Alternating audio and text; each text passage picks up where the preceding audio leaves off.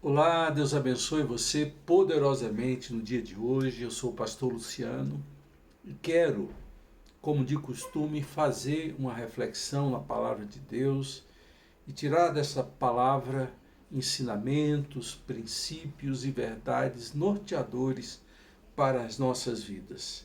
É nesse sentido que hoje eu me refiro a Gênesis capítulo 22, que conta a história, um momento, um episódio da relação entre pai e filho, que fala de Abraão e Isaac.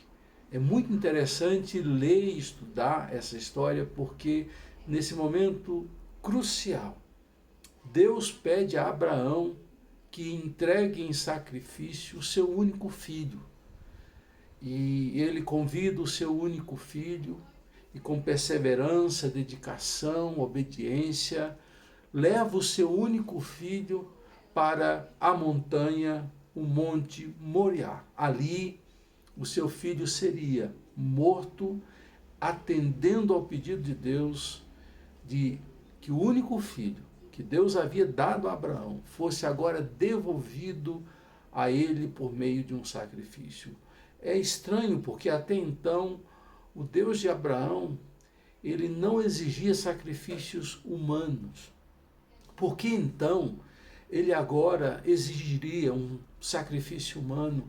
Ele que, atendendo a uma necessidade de Sara, a um desejo de Abraão de ter um filho, depois que deu, desejava ter de volta.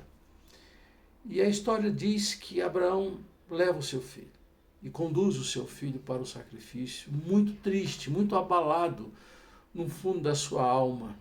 Um conflito doloroso, porque são duas relações em jogo, a relação com Deus e a relação paternal com o seu próprio filho. Como ele poderia manter a relação com seu filho e a sua relação com Deus? E ele passa por um momento muito difícil quando os filhos, que gostam de perguntar muito, Isaac não era uma criança muito pequena, provavelmente tinha ali de 10 a 11 anos, e ele carregava consigo lenha, fogo, a faca, cutelo, e ele percebeu algo estranho. Se a gente vai fazer um sacrifício, onde está o cordeiro? E ele faz essa pergunta ao seu pai. Isso está em Gênesis 22, versículo 7. E está escrito: meu pai, sim, meu filho, respondeu Abraão.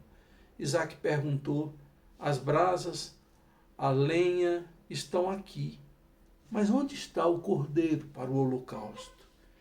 E o versículo 8, sem saber o que responder, e a resposta de pura fé, Abraão responde ao seu filho: Deus proverá, meu filho.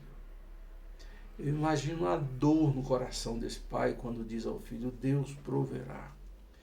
Algumas versões diz que Abraão respondeu: Deus provera, ou seja, um tempo passado. Deus já estava garantindo a providência de um substituto para aquele ato. Mas o fato é que Deus é um Deus que provém, é um Deus que na hora da necessidade traz sobrenaturalmente, maravilhosamente, aquilo que a gente precisa.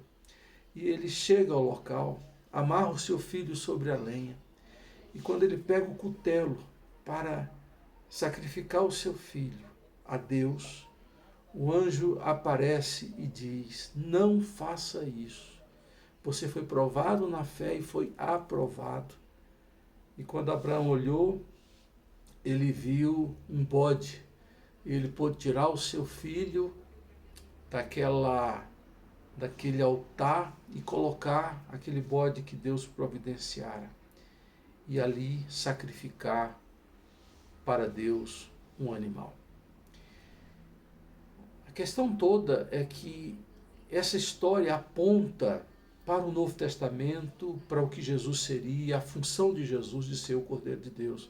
Mais uma vez eu quero falar de Jesus como o Cordeiro de Deus, porque a história de Abraão e Isaac e a pergunta que Isaac faz a Abraão ficaram no espasmo, no tempo, no espaço. A pergunta que Isaac faz ao seu pai ficou sem resposta por milhares de anos, por que não dizer mais de 1000 anos? Porque conta a história que a pergunta que havia sido feita, meu pai, onde está o cordeiro? Foi respondida por João Batista no Evangelho de João, capítulo 1, versículo 29, versículo 36. João Batista responde a pergunta que fora feita por Isaac. Eis o Cordeiro de Deus que tira o pecado do mundo. Eis, aí está, o Cordeiro providenciado por Deus. Não é necessário que homens morram em nosso lugar.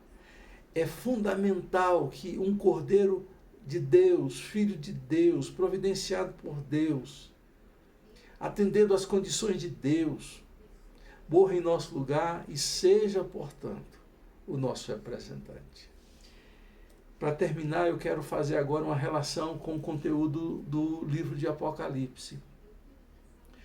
O livro de Apocalipse ele é muito interessante porque, em um dado momento, João se entristece porque ninguém é digno de abrir o livro e desatar-lhes os 7 selos.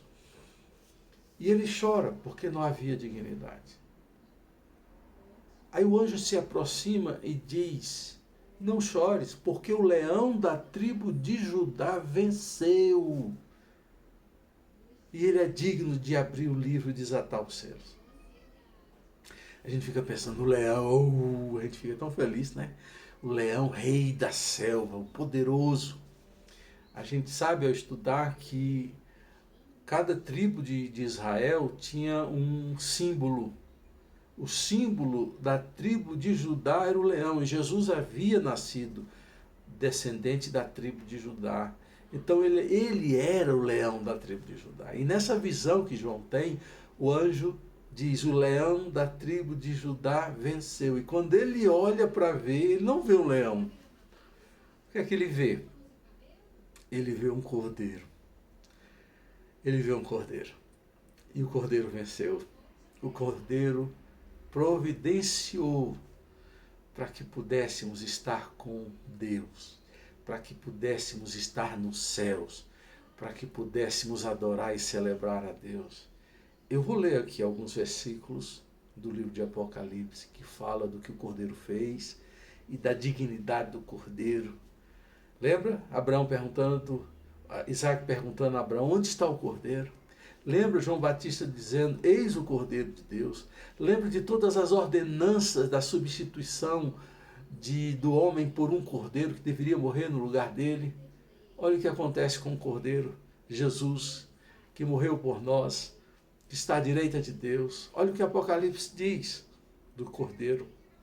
Estes são os que não se contaminaram com mulheres, pois se conservaram castos e seguem o Cordeiro por onde quer que ele vá. Foram comprados dentre os homens e oferecidos como primícias a Deus e ao Cordeiro. Ainda que eu li Apocalipse 14, 4. Agora eu vou ler Apocalipse 7, 17. Pois o Cordeiro que está no centro do trono será o seu pastor. Ele os guiará às fontes de água viva, e Deus enxugará dos seus olhos toda lágrima. Quem enxuga os nossos olhos de toda lágrima é o Cordeiro que está no centro do trono de Deus, que é o nosso pastor.